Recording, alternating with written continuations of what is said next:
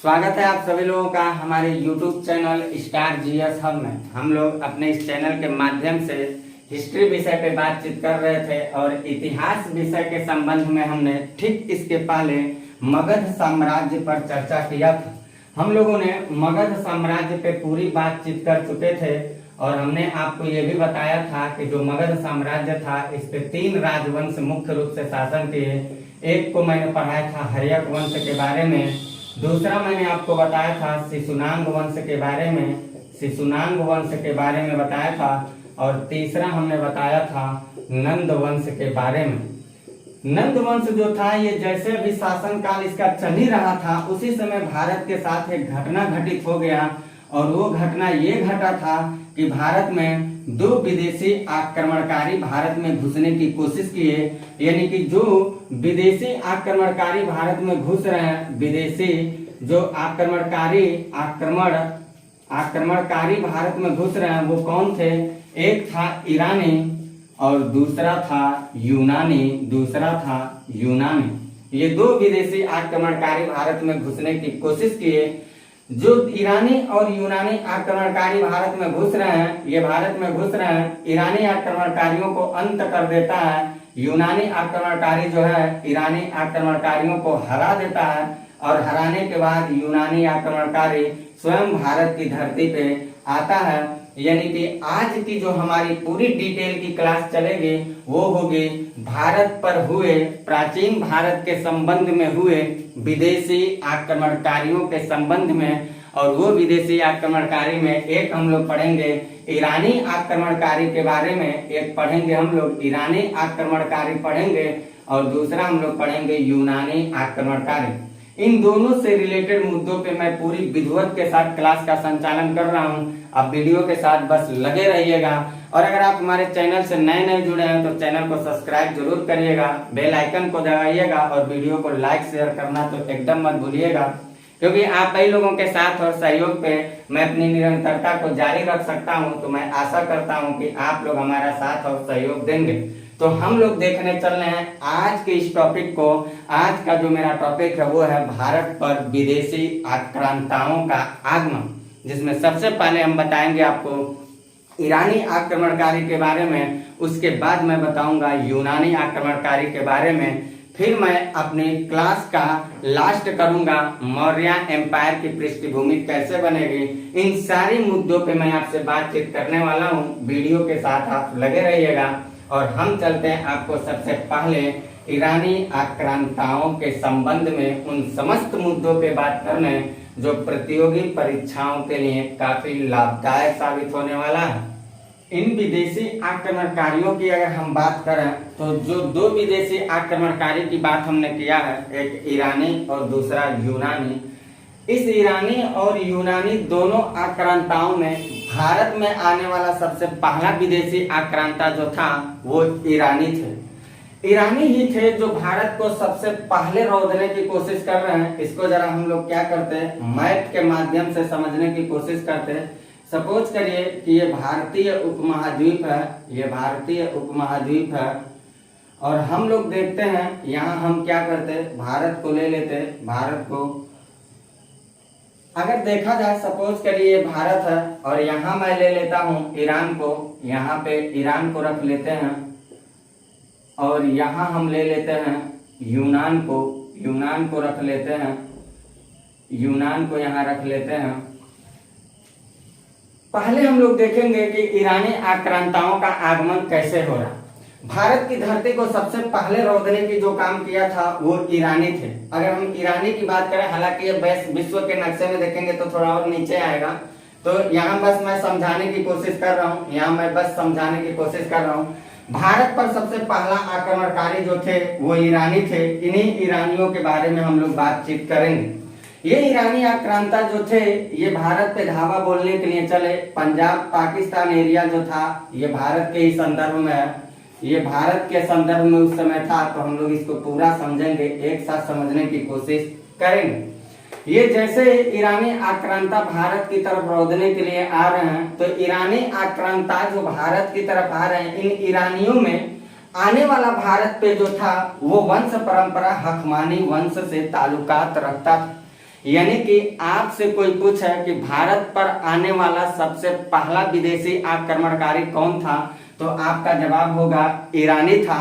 और ईरानी आक्रमणकारी जो भारत पे सबसे पहले आक्रमण किए हैं वो किस वंश परंपरा से रहते थे, तो आप कहिएगा हकमानी वंश से ताल्लुकात रखने वाले थे। इस हकमानी वंश जो है, इस हकमानी वंश का जो संस्थापक थे उसका नाम बताया जाता है साइरस द्वितीय, या उसको कुरुस के नाम से भी जाना जाता था। तो जो साइरस द्वितीय था वो साइरस द्वितीय यहाँ से चल के तो आया साइरस द्वितीय, लेकिन भारतीय सीमा तक आने के बाद वो भारत के अंदर आक्रमण करने की नीति को नहीं रख पाता है। यहीं से क्या करता है, साइरस द्वितीय रिटर्न होकर के चला जाता है, यानी कि साइरस द्वितीय भारत पर आक्रमण नहीं करता। साइरस द्वितीय के बाद जब उनके उत्तराधिकारियों का आगमन हुआ तो उनके उत्तराधिकारी के रूप में जो आने की कोशिश कर रहा है, जो सबसे प्रमुख उत्तराधिकारी के रूप में था, उसका नाम बताया जाता है वो दारयावह था। ये दारयावह जो था ये साइरस द्वितीय का उत्तराधिकारी था, और दारयावह ही भारत पर आक्रमण करने वाला पहला ईरानी आक्रांता था जिसको पूरी तरह से सफलता हासिल हुई।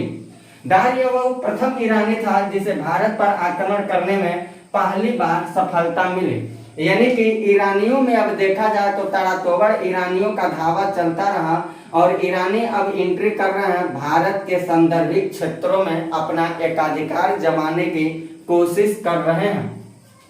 जो ये ईरानी आक्रांता आए थे जिसमें दारयावह जो था, ये दारयावह जैसे भारत की तरफ आता है, दारयावह के बाद एक इससे भी कहीं प्रबल और शक्तिशाली रूप में ईरानी आक्रांता हकमानी वंश की तरफ से चला आता है, जो जिसका नाम बताया जाता है डायरियस प्रथम था। यानी कि डायरियस प्रथम जो था ये 519 से 513 ईसा पूर्व के आसपास भारत की धरती को रौंदने के लिए चला, और ये सिंध प्रदेशों में क्या कर रहा है, जो सिंध क्षेत्र था उस सिंध क्षेत्र पे अपना क्या करेगा, यानी कि सिंध के क्षेत्रों पे ये क्या कर रहा है, तो कहेंगे सिंध के क्षेत्र पे, सिंध क्षेत्र पर ये क्या कर रहा है, एकाधिकार जमाने की कोशिश किया। ये सिंध क्षेत्र पे एकाधिकार जमाने की कोशिश अगर कोई किया था तो वो ईरानी आक्रमणकारियों में डायरियस प्रथम था। डायरियस प्रथम की यह उपलब्धि जो थी वो हकमानी वंश की सबसे बड़ी उपलब्धि के रूप में भी साबित होती है। डायरियस प्रथम जो भारत के सिंध क्षेत्रों पे आक्रमण करके यहाँ एकाधिकार करता किया, उसने अपनी राजधानी को पर्सेपोलिस को बनाया था। यानी पर्सेपोलिस राजधानी के तहत डायरियस प्रथम जो है वो भारत के क्षेत्रों पे धावा बोल करके भारत के सिंध प्रांत पे अपना एकाधिकार जमाने की कोशिश किया। आपको जान के आश्चर्य ये होगा कि जो डायरियस प्रथम था भारत पे जो एकाधिकार जमाने की कोशिश कर रहा है, इस भारत पे एकाधिकार जमाने वाला ईरान देश से आए हुए हकमानी वंश परंपरा की ताल्लुकात रखने वाला ईरानी या पारसियों का 20वां ऐसा प्रांत भारत बन गया जिसपे ईरानियों का अपना एकाधिकार हो गया। यानी कि 20वां प्रांत के रूप में क्या कर रहे हैं, ईरानी इस भारत पे अपना एकाधिकार जमाने की कोशिश किए। यहाँ एक बात ये समझना है, यहाँ एक बात हम लोगों को ये समझना है कि जो हकमानी साम्राज्य था ये इसी क्रम में ताबड़तोड़ धावा बोलता गया, लेकिन हकमानी साम्राज्य में डायरियस प्रथम के बाद कोई ऐसा सफल नहीं आया। हकमानी साम्राज्य में कोई भी इतना सफल नहीं आया योद्धा जो डायरियस प्रथम के बाद उत्तराधिकार के रूप में हकमानी साम्राज्य के विस्तार को भारत की धरती पर प्रसारित करने की ताकत रखा। यही कारण है कि डायरियस प्रथम के बाद लगभग भारत के क्षेत्र पे एकाधिकार करने की जो प्रक्रिया थी वो कमजोर होती चली गई, और कालांतर में आगे चल करके क्या हुआ, हकमानी साम्राज्य के जितने सारे बादशाह थे वो एक पर एक भारत की धरती को धावा बोलने की कोशिश करते चले आए, लेकिन कोई प्रमुख सफलता नहीं प्राप्त कर पाया। इसके बारे में ये कहा जाता है कि हकमानी वंश से आने वाला सबसे अंतिम रूप में जो शासक माना जाता है जो भारत की धरती को रौंदने की कोशिश किया, उसका नाम बताया जाता है डायरियस तृतीय। यानी कि जो डायरियस तृतीय था, ये डायरियस तृतीय हकमानी साम्राज्य का सबसे अंतिम शासक के रूप में था। और ये भारत पर जैसे धावा बोला तो उसी समय की बात है।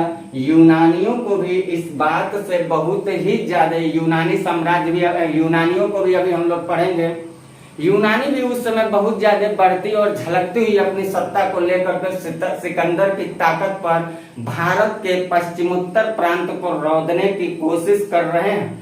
एक बात ये भी जानना हम लोगों को, अभी मैं वो भी आपको बता देता कि क्यों सारे आक्रमण भारत के पश्चिमोत्तर प्रांत में ही हुए हैं, इसके पीछे क्या रहस्य छिपा हुआ था, अभी मैं उस बात को भी आपको बता करके पूरी तरह से संतुष्ट करूंगा। लेकिन यहाँ हम लोग ये देखेंगे कि हकमानी वंश से आने वाला सबसे अंतिम जो आ रहा है शासक वो डायरियस तृतीय था। और जैसे यहाँ से डायरियस तृतीय चल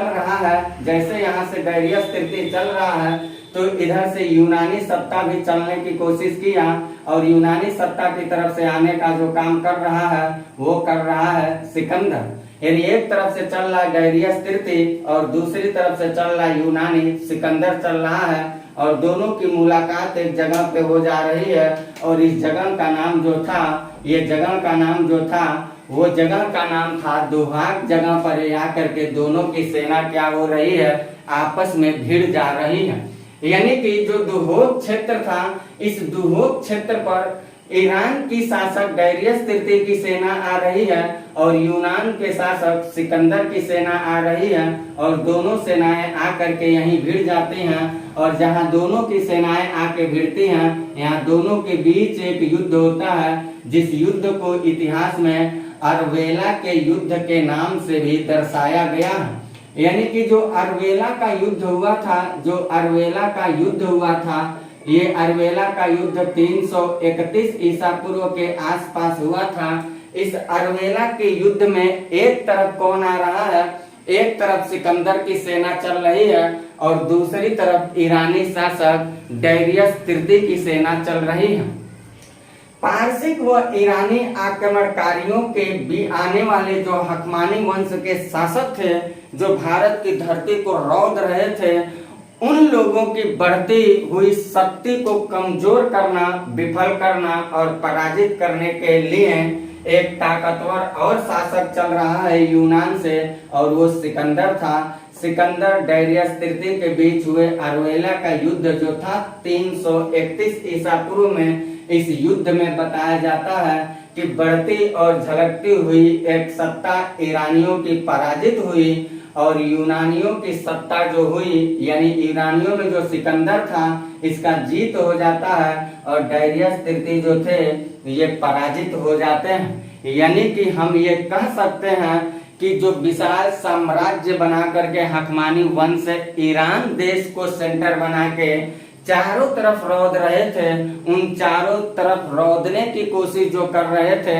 और रौंदते रौंदते वो भारत की धरती की तरफ आते हैं, तो भारत की धरती के तरफ आकर के इनकी बड़ी सी जो साम्राज्य थी, वो बड़ा सा साम्राज्य धराशायी हो जाता है सिकंदर के सामने। यानी कि ये बात हम कह सकते हैं कि कुल मिला के ईरानी जो शासक थे वो अंत में पराजित हो जाते हैं, किसके हाथों से, यूनानियों के हाथों से, और पराजित करके यहाँ से पुनः अब यहाँ से चलेगी सत्ता वो चलेगी अब सत्ता यूनानियों की। यानी कि अब भारत के पश्चिमोत्तर क्षेत्र पे जो धावा बोलेगा वो होगा यूनानी, वो होंगे यूनानी। और यूनानियों में सबसे प्रमुख जो बादशाह के रूप में था सिकंदर था। यानी हम कह सकते हैं कि भारत में ईरानी आक्रमण के बाद तुरंत शुरू हो जाता है यूनानी आक्रमणकारियों का पहल, और यूनानी आक्रमणकारी के पहल में सिकंदर की सर्वप्रमुख भूमिका मानी जाती है। इस ईरानियों से संबंधित एक दो तथ्य भी आपको याद रखना है। वो तथ्य मैंने अभी आपको बताया है कि जो अभी हमने ये बात आपसे चर्चा भी किया कि हकमानी साम्राज्य का अंतिम शासक डायरियस तृतीय था, और ये जो अर्वेला का युद्ध हो रहा 331 ईसा पूर्व में, ये सारी बातें नोटबुक में करते चलिएगा। इसमें सिकंदर क्या कर रहा है, सिकंदर डायरियस तृतीय को क्या किया, पराजित कर दिया। डायरियस तृतीय का जो नाम बताया जाता है ये दारा तृतीय के नाम से भी जाना जाता था, दारा तृतीय के नाम से भी जाना जाता था। अर्वेला के युद्ध को एग्जामिनर कभी कभी अर्वेला का युद्ध लिख के नहीं देता है। इस युद्ध को एग्जामिनर कभी कभी गौंगे मेला का युद्ध भी पूछ देता है। तो आपसे अगर कोई पूछेगा कि गौंगे मेला का युद्ध कब हुआ था, तो आप ये बताएंगे गौंगे मेला का जो युद्ध चल रहा है ये 331 ईसा पूर्व के आसपास चल रहा है। और इस गैंगो मेला के युद्ध या अर्वेला के युद्ध में महान शासक सिकंदर ने ईरानियों की बढ़ती हुई साम्राज्य को धराशायी कर दिया। भारत में जब ईरानी चले आए तो ईरान से आए हुए जो भारत में आए हुए जो ईरानी थे वो अपने साथ एक लिपि को लेकर आए थे। वो लिपि था अरमेइक लिपि। अगर हम भारत के इतिहास को उठा के देखते हैं मौर्य साम्राज्य को, तो मौर्य साम्राज्य में हम लोग को अरमेइक लिपि भी मिल जाती है, खरोष्ठी लिपि भी मिल जाती है और ब्राह्मी लिपि भी मिल जाती है। तो जो अरमेइक लिपि था, इस अरमेइक लिपि को स्पेशल अगर देखा जाए अरमेइक लिपि कहाँ से चल के आ रही है, तो आप कहेंगे ईरान से चलने वाले जो शासक थे इन्हीं लोगों के द्वारा अरमेइक लिपि को लाया जा रहा है। और यही अरमेइक लिपि आगे चल के भारत में खरोष्ठी लिपि के रूप में जन्म ले लेती है। यानी अरमेइक लिपि का ही अगला स्वरूप जो हम देखते हैं वो खरोष्ठी लिपि के रूप में भारत की धरती पे पनप जाता है। और एक लिपि हम लोग मौर्य एम्पायर में और पढ़ते हैं ब्राह्मी लिपि की। तो मौर्य एम्पायर अगर हम पढ़ाएंगे और मौर्यों का अगर शिलालेख अभिलेख हम लोग देखते हैं तो विशेष करके शिलालेख जो हम लोग देखते हैं वहां 3 लिपि देखते हैं, ब्राह्मी लिपि, अरमेइक लिपि और खरोष्ठी लिपि। इन तीनों का उल्लेख किया जाता है। तो आप इस बात को याद रखिएगा कि खरोष्ठी जो लिपि थी, जो अरमेइक लिपि थी, इस अरमेइक लिपि का जन्म कहाँ से हो रहा है, तो ये अरमेइक लिपि ईरान से चल के आ रहा है। ये बात एकदम याद रखना आपको। और इसी अरमेइक लिपि से ही खरोष्ठी लिपि का जन्म हो रहा है। इतनी बातें तो आप ईरानी और पारसिक आक्रमणकारियों से रिलेटेड याद रखना है। हम अपनी बातों को एक बार पुनः आपको बता देते हैं, रिकॉल करवा देते हैं। हमने अभी आपको ये बताया कि भारत की धरती पर रौंदने वाला सबसे पहला आक्रमणकारी जो थे वो ईरानी थे। ये ईरानी हकमानी वंश परंपरा से ताल्लुकात रखते थे और इस हकमानी वंश की संस्थापक के रूप में या स्थापना करने का काम जो किया था वो साइरस द्वितीय था, जिसको पुरुष के नाम से भी जाना जाता था।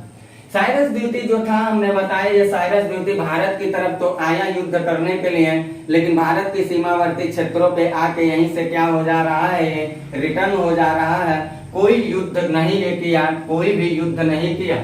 लेकिन साइरस द्वितीय के बाद हमने बताया जैसे इसका उत्तराधिकारी आता है दार्यावहु आता है, ये दार्यावहु भारत की धरती पे बढ़ जाता है। और भारत पे सबसे पहला सफल अगर कोई कहे आक्रमणकारी कौन था तो कहिएगा ईरानी आक्रमणकारियों में दार्यावहु शासक था। यही भारत पे सबसे पहला सफलता लेके आ रहा है। यानी दार्यावहु प्रथम ईरानी था जिसे भारत पर आक्रमण करने में पहली सफलता मिली थी। दार्यावहु के बाद डायरियस प्रथम आ रहा 519 से 13 के आसपास। ये सिंध प्रदेश पर अपना एकाधिकार कर ले रहा है और लगभग देखा जाए तो पारसिक और ईरानियों के द्वारा जीता हुआ भारत का जो सिंध प्रांत था, ये सिंध प्रांत लगभग 20वें क्षेत्र के रूप में भी देखा जाता है। यानी कि 19 ऐसे क्षेत्रों पे ईरानियों ने अपना एकाधिकार जमा लिया था। 20वां क्षेत्र पे एकाधिकार जमाने के लिए वो भारत की धरती को रौंदने की कोशिश किए थे। जो डायरियस प्रथम आया था, इसकी डायरियस प्रथम को बताया था इसने अपनी राजधानी परसेपोलिस से अपना पूरा युद्ध संग्राम नीति को लेके आया था। और हकमानी साम्राज्य में डायरियस प्रथम के बाद कोई ऐसा ताकतवर शासक नहीं था जो हकमानी वंश परंपरा की बुनियादी को विस्तार दे पावे। यही कारण है कि हकमानी साम्राज्य धीरे धीरे कमजोर होता चला गया और अंतिम शासक के रूप में कौन आता है, वो आता है डायरियस तृतीय, जिसको दारा तृतीय के नाम से भी जाना जाता है। और ये डायरियस तृतीय जैसे यहाँ से चलता है, हमने बताया आपको, ये आता है दुहोक नामक क्षेत्र पे जैसे आता है तो बगल से ही ईरानियों ने भी धावा बोल दिया और यहीं पे ईरानी और यूनानियों के बीच संग्राम हुआ दुहोक क्षेत्र में। जिसको हम लोग अरवेला का युद्ध या गौंगे मेला का युद्ध कहते हैं। और ये युद्ध हुआ था 331 ईसा पूर्व में। और इस युद्ध में दो बड़ी शक्ति लड़ाई कर रही थी। एक तरफ यूनानी की ताकतवर बादशाह सिकंदर था, तो दूसरी तरफ यूनानियों का ताकतवर बादशाह डायरियस तृतीय या दारा तृतीय था। दोनों की सेनाओं के बीच में हुई घोर संग्राम के बाद जो रिजल्ट निकला था, उसमें डायरियस तृतीय की पराजय देखी गई और सिकंदर की जीत देखी गई। यानी कि सिकंदर जैसे जीत जाता है तो ईरानी की सत्ता यहीं खत्म हो जाती है भारत से, और अब भारत पे चलते हैं यूनानी। तो हम आपको बताने चल रहे हैं कि भारत पर यूनानियों का आक्रमण का स्वरूप, ढंग और अन्य बातों पे हम करते हैं चर्चा, जो परीक्षा के लिए काफी उपयोगी साबित होने वाला है। इतनी बातों को आप चाहें तो ले सकते हैं स्क्रीनशॉट, इतनी बातों का ले सकते हैं स्क्रीनशॉट ऑफ। और हम अब आपको बताने चलते हैं यूनानी आक्रमणकारी के बारे में, यानी विशेष करके हम लोग पढ़ेंगे सिकंदर के बारे में। और तथ्य के रूप में इसको जरूर याद रखिएगा कि भारत में अरमेइक लिपि का जो जन्म दिखाई देता है वो ईरान से चल के आया है, और अरमेइक लिपि ही आगे चल के खरोष्टी के नाम से भारत में जन्म ले लेता है। इतनी सारी बातों को याद रखिए, फिर हम देखते हैं आपको। इतनी बातों का ले लीजिए स्क्रीनशॉट, और मैं बताता हूं आपको भारत में हुई यूनानी आक्रमणकारी का रहस्य। तो अब हम लोग देखते हैं सिकंदर की कहानी। अभी ईरानी आक्रमणकारियों के बाद जो सिकंदर आ रहा है भारत में, अगर उसको देखा जाए तो मैप के माध्यम से जरा इसे भी हम लोग समझ लेते। अभी हमने ईरानी आक्रमणकारियों के बारे में जितनी सारी बातें बताया है, उनसे यूनानी आक्रमणकारी किस प्रकार भिन्न है, जरा इसको हम लोग समझ लेते हैं दो शब्दों में। और ये परीक्षा के लिए हम लोगों को बहुत ही महत्वपूर्ण है। हमने ऐसा कुछ बनाया था कि भारत के क्षेत्र में कौन आ रहा है। एक तरफ से चल रहे थे ईरानी, एक तरफ से चल रहे थे भारत के क्षेत्रों में ईरानी चल रहे थे ईरानी, और दूसरे तरफ से कौन चल रहा था, यूनानी चल रहे थे। हमने अभी आपको ये बताया कि ईरानी जो थे, ये ईरानी में हकमानी वंश से ताल्लुकात रखने वाले राजाओं का आक्रमण हुआ, जिसमें साइरस द्वितीय पहला था। ये आया और आने के बाद ये रिटर्न होकर के चला गया। फिर इसका उत्तराधिकार मैंने बताया, इसका उत्तराधिकारी आया दार्यवहु, और वो दार्यवहु क्या करता है, सीधे भारत की पहली सफलता ले लेता। फिर मैंने आपको बताया कि डायरियस प्रथम आया। डायरियस प्रथम क्षेत्र को जीतता है, जो ईरानियों के लिए 20वां क्षेत्र साबित हुआ। ऐसा कुछ हमने बताया। और लास्ट में हमने ये बताया कि जब यूनानियों का अभियान जारी हो जाता है, तो यूनानियों ने आकर के क्या करते हैं, ईरानियों से लड़ जाते हैं। और यूनानी के बीच जो युद्ध होता है, मैंने अभी सारी बातें बताया, वो अरवेला का युद्ध चलता है, अरवेला का युद्ध। और ये अरवेला का युद्ध 331 ईसा पूर्व में चलता है, ऐसा कुछ हमने बताया। और युद्ध के बाद परिणाम क्या निकला, तो आप कहेंगे ईरानी हार गए और यूनानी जीत गए। तो जो यूनानी जीते थे, इसमें प्रमुख कौन था, तो मैंने आपको बताया ही, सिकंदर था। और ये सिकंदर इनको पराजित करके अब सीधे भारत की धरती को रौंदने की कोशिश कर रहा है। जब सिकंदर, अब समझिएगा बात को, यूनानी आक्रमणकारियों को, यानी ईरानी के बाद अगर आपसे कोई पूछे भारत पे कौन आक्रमण किया, तो आप कहिएगा ईरानी आक्रमणकारी के बाद सीधे यूनानी आक्रमणकारी भारत पर आए हैं। और यूनानी आक्रमणकारी में सबसे प्रमुख कौन था, तो आप कहिएगा सिकंदर सबसे प्रमुख था। जिस सिकंदर के जन्म के बारे में बताया जाता है कि ये मकदूनिया में पैदा हुआ था, जो यूरोप महाद्वीप से ताल्लुकात रखता है। और 356 ईसा पूर्व के आसपास इसके जन्म की तिथि भी बताई जाती है। इसके पिता जो थे फिलिप द्वितीय थे, और इसके गुरु जो थे वो अरस्तु बताए जाते हैं। अरस्तु के बारे में आप पढ़े होंगे, बहुत ही अरस्तु की विविधता जो है वो बहुत ही एक अरस्तु के ज्ञान योग्य व्यक्ति के रूप में भी स्वीकार किया जाता है। तो जिस व्यक्ति के गुरु इतने प्रकांड होंगे, तो शिष्य कितना बड़ा खतरनाक काम करेगा, ये शायद इतिहास आपको बता ही रहा है। और नतीजन परिणाम यही निकला कि सिकंदर जो था, ये ईरानियों को पराजित करने के बाद सीधे अपना धावा कहाँ बोल रहा है, ये सीधे अपना धावा भारत के ये वाला जो हिस्सा है, ये पश्चिमोत्तर क्षेत्र माना जाता है। ये वाला जो हिस्सा पश्चिमोत्तर क्षेत्र माना जाता है, इसी क्षेत्र पे वो सबसे पहले अपना धावा बोला। इसलिए बोला क्योंकि पश्चिमोत्तर क्षेत्र पे अगर वो युद्ध करता है, तो तो इस पश्चिमोत्तर क्षेत्र के छोटे छोटे जो राज्य थे, इन राज्यों को जीतना सिकंदर के लिए बहुत आसानी की बात थी। सवाल ये बनता है कि सिकंदर भारत पे पश्चिमोत्तर क्षेत्र पे, चूंकि ये यूरोप महाद्वीप से अगर होकर के चल रहा है तो जाहिर सी बात है ये इधर से भी धावा बोल सकता है या समुद्री मार्गों को लेकर भी धावा बोल सकता है, लेकिन ऐसा नहीं हुआ। उसके पीछे का कारण ये है, अगर इधर की हम बात करें, इधर हम लोग बात करें तो इधर हम लोगों को अरब सागर मिल जाता है, इधर अरब सागर मिल जाता है, यहाँ हम लोगों को खंभात की खाड़ी मिल जाती है, खंभात की खाड़ी, और इधर इधर देखा जाए तो हम लोगों को बंगाल की खाड़ी मिल जाती है, बंगाल की खाड़ी। नीचे हम लोगों को हिंद महासागर मिल जाता है, हिंद महासागर मिल जाता है। और ऊपर वाला क्षेत्र देखा जाए तो आप भारत के भूगोल में पढ़ते होंगे, भारत का भूगोल में आप पढ़ते होंगे, भारत के भूगोल में उत्तर का ये पर्वतीय क्षेत्र है, यानी कि इधर क्या मिल रहा है तो आप कहेंगे हिमालय मिल जा रहा है। अगर इधर से कोई सेना आती है तो जाहिर सी बात है इधर से अगर कोई सेना होकर के आती है तो इतने बड़े ऊंचे भूभाग को पार करना उनके लिए बड़ी मुश्किल बन जाएगा। और अगर वो समुद्री मार्ग का अनुसरण करके इधर से आती है धावा बोलने के लिए या इधर से आती है तो उस जमाने में इतनी ज्यादा समुद्री मार्ग सफल नहीं थी, क्योंकि टेक्नोलॉजी का इतना ज्यादा विकास नहीं हो पाया था।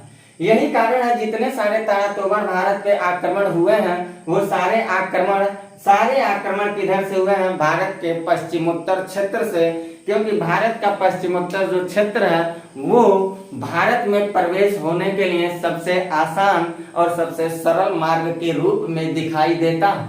यही कारण है कि आप देखेंगे भी भारत पे चाहे जितने भी विदेशी आक्रांताओं ने उस समय अभियान जारी किया होगा, सिवाय यूरोप महाद्वीप से आने वाले पुर्तगालियों को छोड़ करके, यानी कि आधुनिक भारत के आगमन को छोड़ दिया जाए तो एंशिएंट में चाहे जितने भी आए हों वो सारे के सारे, या मेडाइवल हिस्ट्री की अगर बात करें तो चाहे जितने भी घुसे हों लगभग सब भारत के पश्चिमोत्तर क्षेत्र से ही धावा बोलने की कोशिश की है, क्योंकि यही क्षेत्र उनके लिए सबसे आसान ऐसे मार्ग थे जो भारत में प्रवेश होकर के भारत पर एकाधिकार जमाने की ताकत रख पावे। यही कारण है कि सिकंदर ने भी इसी मार्ग का अनुसरण किया, और जैसे सिकंदर इस मार्ग का अनुसरण कर रहा है तो सिकंदर क्या कर रहा है, सिकंदर अर्वेला के युद्ध में ईरानी को पराजित करता है, और पराजित करने के बाद ये सिकंदर अपने अभियान के तहत भारत के पश्चिमोत्तर क्षेत्र को सबसे पहले सेंटर के रूप में स्वीकार किया। पश्चिमोत्तर क्षेत्र में जैसे ये थोड़ा मैप आप लोग ऊपर से कर लीजिएगा तभी और अच्छा लगेगा, इसको थोड़ा ऐसे आप लोग करिएगा, ऐसे करिएगा इस तरह से तो ही शायद और बढ़िया रहेगा, ऐसे कुछ कर लीजिएगा, सारी बातें वही रहेंगी। अब क्या हुआ, यहाँ बात समझने की कोशिश करिए, पूरी बातों को नक्शे के माध्यम से, फिगर के माध्यम से समझने की कोशिश करिएगा। भारत के पश्चिमोत्तर क्षेत्र को रौंदने की कोशिश करने वाला शख्स कौन है तो कहेंगे सिकंदर है। और ये सिकंदर जब चल रहा तो सबसे पहले आ रहा तो किसको जीत रहा है, 326 ईसा पूर्व के आसपास। यहाँ देखिएगा 326 ईसा पूर्व के आसपास ये बल्क यानी कि बैक्टीरिया को क्या किया, जीत लिया। 326 ईसा पूर्व के आसपास ये बैक्टीरिया यानी कि बल्क को जीतने की कोशिश किया और यहाँ पे अपना एकाधिकार जमा लिया।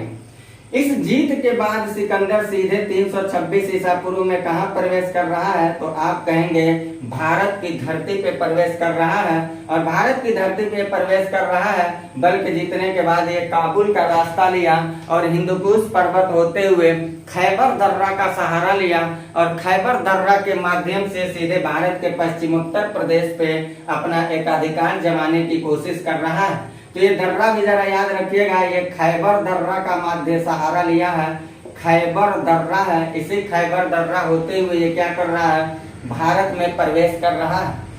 जैसे ये भारत में प्रवेश किया तो भारत में प्रवेश करते समय इससे का मुलाकात जो हो रहा है, सबसे पहले वो मुलाकात हो रहा है आम्भी के विरुद्ध हो रहा है, राजा आम्भी के विरुद्ध हो रहा है। और ये आम्भी जो है आज का अगर देखा जाए तो पाकिस्तान का तक्षशिला क्षेत्र पे शासन करने वाले आम्भी के राजा थे। और आम्भी के राजा के खिलाफ ये क्या कर रहा है, राजा आम्भी के खिलाफ ये क्या कर रहा है, युद्ध शुरू कर दिया। तो जो आम्भी के साथ ये युद्ध कर रहा है, आम्भी के साथ उस युद्ध में क्या हुआ, सिकंदर को सफलता हासिल हो गया। सिकंदर युद्ध जीतने के बाद कहता है कि भैया हमसे तुम समझौता कर लो, और समझौता कर लोगे तो हम जितने सारे तुम्हारे क्षेत्र को जीते हैं वो सारा क्षेत्र हम तुम्हें लौटा देंगे।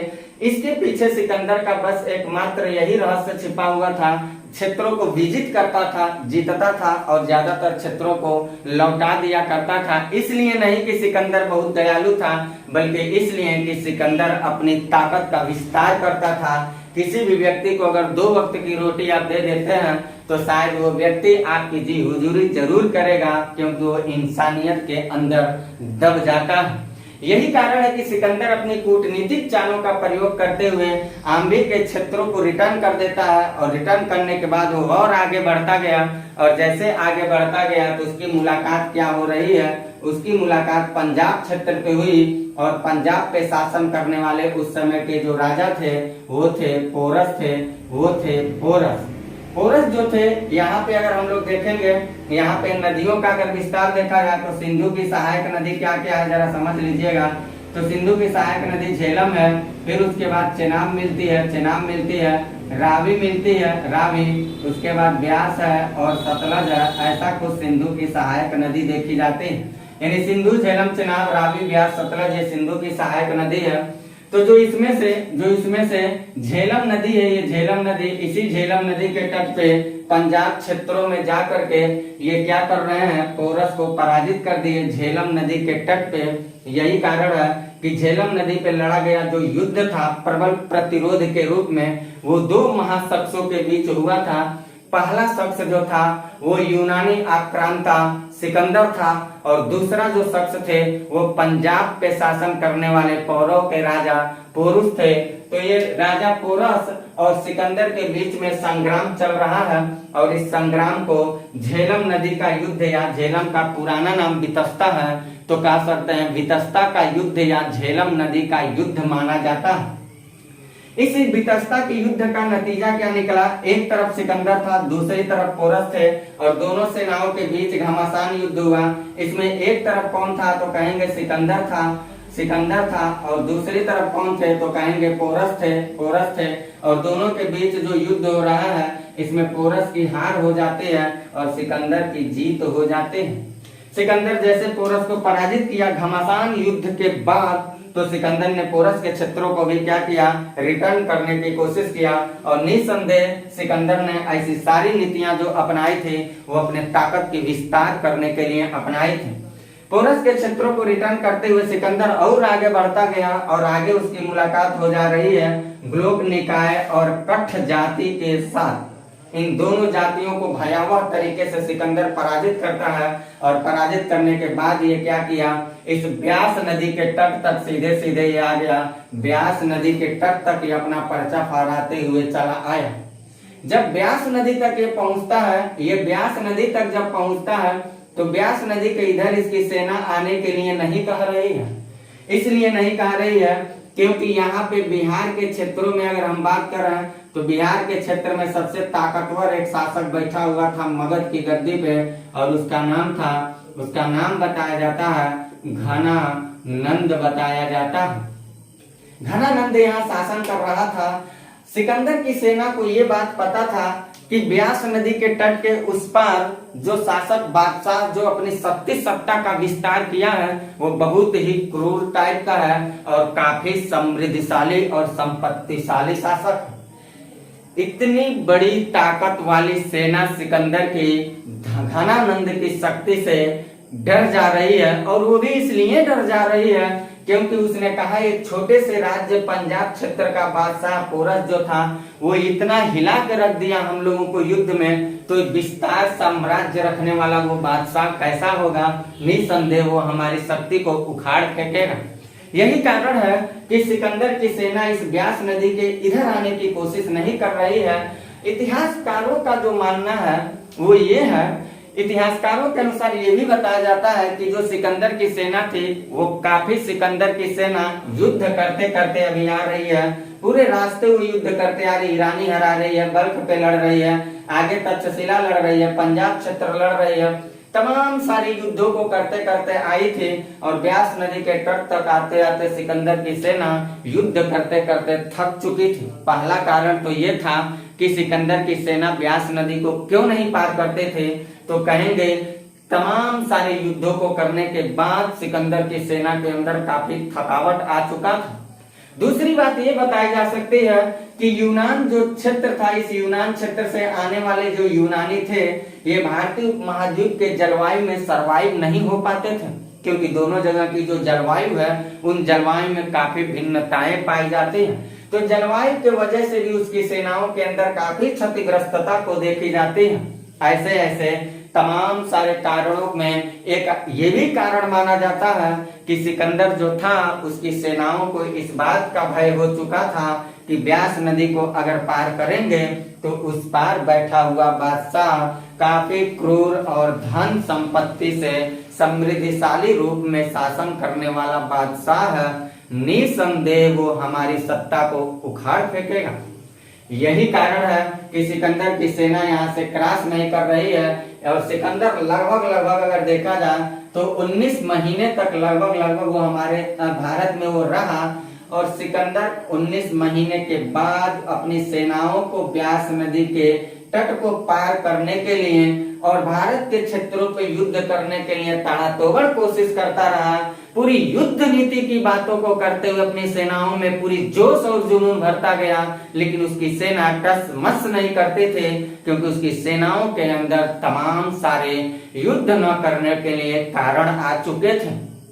यही कारण है कि सिकंदर की सेना यहाँ से रिटर्न हो जाती है। और सिकंदर जैसे एक ताकतवर शासक जो कभी अपने जीवन में हार नहीं मानता था, ऐसे व्यक्ति को अपनी सेनाओं के वजह से हार मानते हुए रिटर्न हो चुका, क्योंकि वो अपने आप से हार मान चुका था। और जैसे ये रिटर्न होके जा रहा है तो इसकी आगे चल के कुछ दिन दूरी पर बेबीलोनिया में, यानी जो बगदादी क्षेत्र है, इस बगदाद के क्षेत्र में एशिया महाद्वीप से ताल्लुकात रखता है। यहाँ तक जाते जाते 323 ईसा पूर्व में सिकंदर की मृत्यु हो जाती है। सिकंदर के मर जाने के बाद उसका अंतिम संस्कार कर दिया जाता है, लेकिन अंतिम संस्कार के लिए उसके शव को सिकंदरिया लेकर जाया जाता है और सिकंदरिया में इसका अंतिम संस्कार हो जाता है। यहाँ से सेना जो लौट रही है, सिकंदर के पास 2 सेनापति मुख्य रूप से सवाल के रूप में आते हैं। एक सेल्यूकस निकेटर था, जो अभी हम लोगों को मौर्य साम्राज्य पढ़ने में ये साहब आएंगे, और ये चंद्रगुप्त मौर्य से 305 ईसा पूर्व के आसपास लड़ाई करेंगे और हार होने के बाद अपनी बेटी की शादी भी करेंगे। ऐसा कुछ इतिहास के माध्यम से बताया जाता है। सिकंदर जो है, सेल्यूकस निकेटर एक सेनापति के रूप में था और दूसरे सेनापति के रूप में जो था वो निर्याकस था, जो जल सेनापति का नेतृत्व करता था। ऐसा कुछ ऐतिहासिक दृष्टिकोण से दर्शाया जाता है। अभी तक आपने जितनी सारी बातें हम लोगों ने पढ़ा इस क्लास के माध्यम से, उसमें यही सीखा कि प्राचीन इतिहास में अगर देखा जाए तो भारत की धरती पे सबसे पहला आक्रमण जो हो रहा है वो ईरानियों का हो रहा है। और ईरानियों को पराजित करने का काम कौन करता है, तो कहेंगे यूनानियों ने किया। और यूनानियों की भूमिका में सिकंदर प्रमुख जो था, वो सिकंदर भारत की धरती पर आया। तमाम सारे क्षेत्रों को रौंदते हुए, जीतते हुए वो भारत पे अपना युद्ध नीति का पालन करते हुए भारत की भी धरती को रौंद डाला।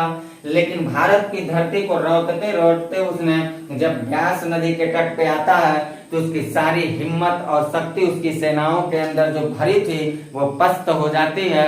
और उसको पस्त होने के पीछे कई सारे कारणों में एक ऐसा कारण बताया जाता है कि मगध की गद्दी पे शासन करने वाला घनानंद की बढ़ती हुई ताकत, शक्ति और उसकी संपत्ति, साथ ही साथ उसकी क्रूरता थी।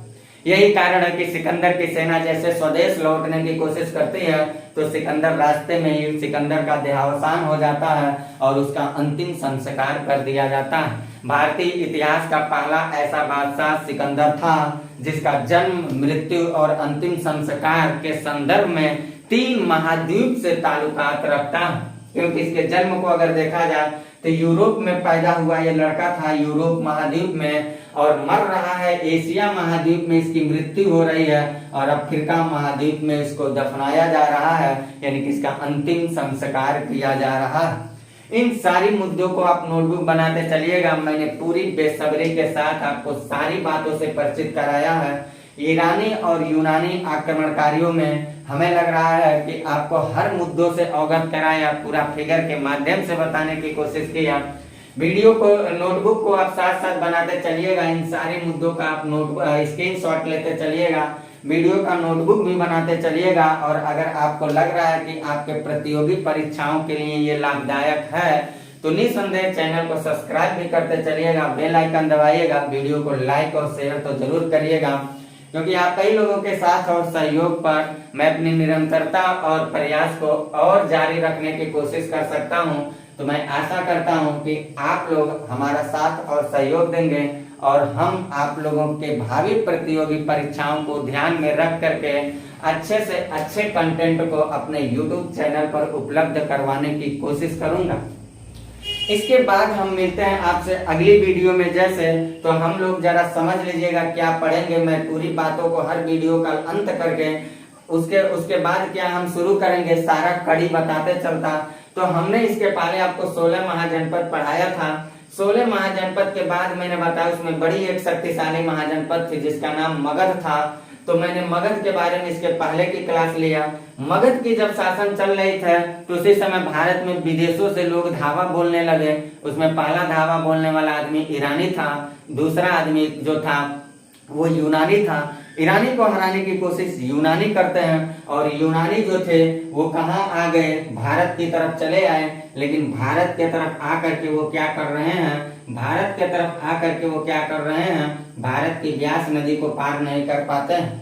तो हम लोगों की जो क्लास है यही कवर होती है। अगले क्लास के साथ मिलते हैं। तो ये सिकंदर साहब जो आए थे ये भी खत्म हो गए, जो ईरानी आए थे ये भी खत्म हो गए, ये तो सारी कहानी समझ लिए।